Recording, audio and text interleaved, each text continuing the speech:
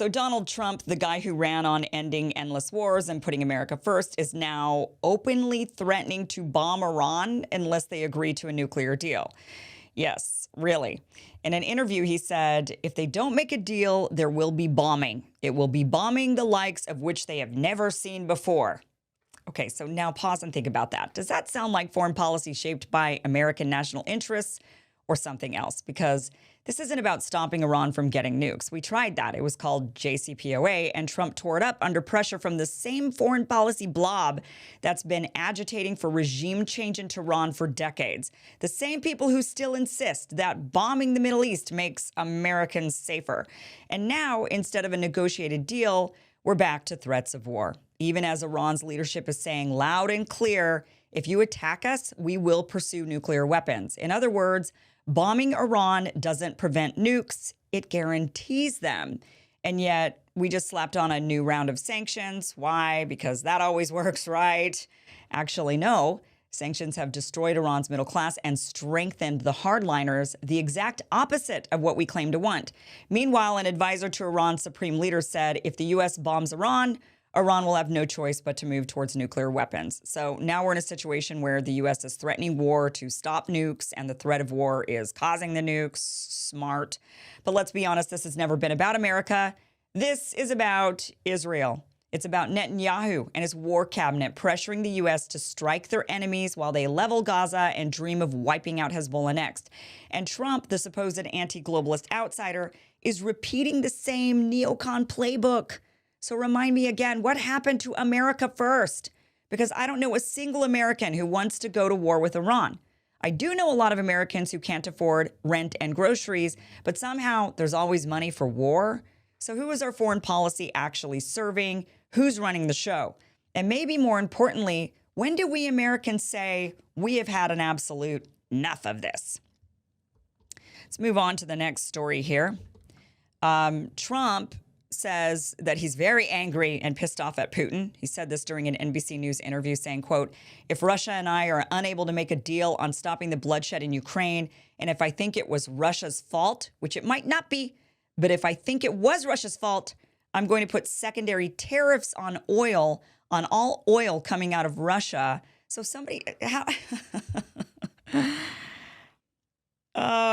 is this any different than Biden sanctioning Russia into ending the war? What is the difference?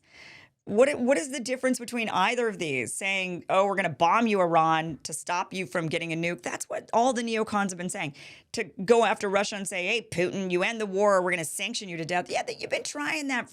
All the neocons have been trying that. This is literally no different. So I'm not really sure what is going on here. Smoke and mirrors or something. I would like to see some actual change and some actual ends to wars and conflicts and not getting us into another war. But same playbook, honestly, guys. I mean, we have to be critical when we see it. We can't just be, just in love with the Trump administration so much that we just don't actually see reality in front of us. And right now, the reality in front of us with these two conflicts, Iran and Russia, but Iran might actually be worse than what the neocons were doing in the previous administration. So what is different? What is different?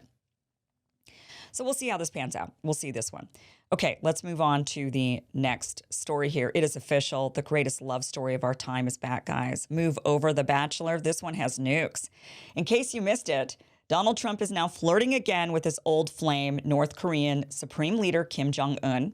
And if you remember these two, they met in Singapore. They exchanged beautiful love letters. It was basically the geopolitical version of Love Island minus the sunscreen and with slightly more ICBMs. And now the love fest is back. According to reports, Trump recently said he'd consider rekindling diplomacy with Kim if he returns to the White House, because nothing says peace through strength like a 78-year-old former president texting his nuclear pen pal at 3 a.m. with a, you up? But let's be real. This relationship has always been a little toxic. Trump threatens fire and fury. Kim fires off a missile into the ocean. Trump says they fell in love. And then the whole world awkwardly nods and pretends, yeah, this is fine. This is totally normal and healthy. It's like 90 Day Fiancé totalitarian edition. So here we are watching the geopolitical version of your divorced uncle trying to slide back into his ex's DMs because unlike with Ukraine, Israel, or Iran, nobody's getting $100 billion. There's no war. Just two egos, some flattery, and a shared understanding that nukes are cool, but attention is better. And you know what? Maybe that's what diplomacy really is. Fake affection, backroom deals, and awkward photo ops on the DMZ. Sort of like prom, but with military parades. So if Trump and Kim want to reboot their bromance, fine. I think it's wonderful. It might be the least dangerous relationship in Washington right now. Princeton University just had dozens of research grants pulled by the Trump administration. Grants from NASA, the Department of Energy, and even the Pentagon. Why? Because students protested Israel's military campaign in Gaza. Not because Princeton broke any laws, not because they committed fraud, but because some students criticized a foreign country. This isn't about national security. This isn't even about anti-Semitism, because if it were, you'd see a crackdown on actual hate crimes, not research grants for quantum physics. This is about obedience. It's about silencing dissent, especially dissent aimed at America's most sacred foreign ally, Israel. And now, thanks to pressure from Israel's lobby and its allies in D.C., the message is clear. If American students speak out, they will be punished. Because you can chant death to America on TikTok, that's fine. You can burn American flags on campus, that's freedom. But if you question Netanyahu's war in Gaza, you're a threat. You lose your funding. This is the inversion of everything America is supposed to stand for. We are now living in a country where free speech ends, where Israeli interests begin, where our government, the U.S. government, is so beholden to a foreign state, it will abandon its own citizens, its own students, its own research infrastructure, just to avoid upsetting its ally. And you're supposed to believe this is normal. No, this is not America first. This is Tel Aviv first. And if we don't have the courage to say that out loud, then we've already lost. And by the way, with getting rid of all of these research grants from our top institutions, all we have done is empowered China as they still educate all of their students. And then those are the ones we're going to have to import into the country to do all of our great engineering and quantum physics projects. We're going to have to be bringing them in from China and India. So what a win, guys. What a real win. All right, we are going to move on with tonight's show. Thank you guys so much for being here. We have Brad Palumbo from Brad versus Everyone. That is coming up next here on The Kim Iverson Show. Thanks for watching this clip from the full Kim Iverson Show, which you can check out Monday through Friday, 2 p.m. Pacific, 5 p.m. Eastern at KimIversonShow.com. See you there.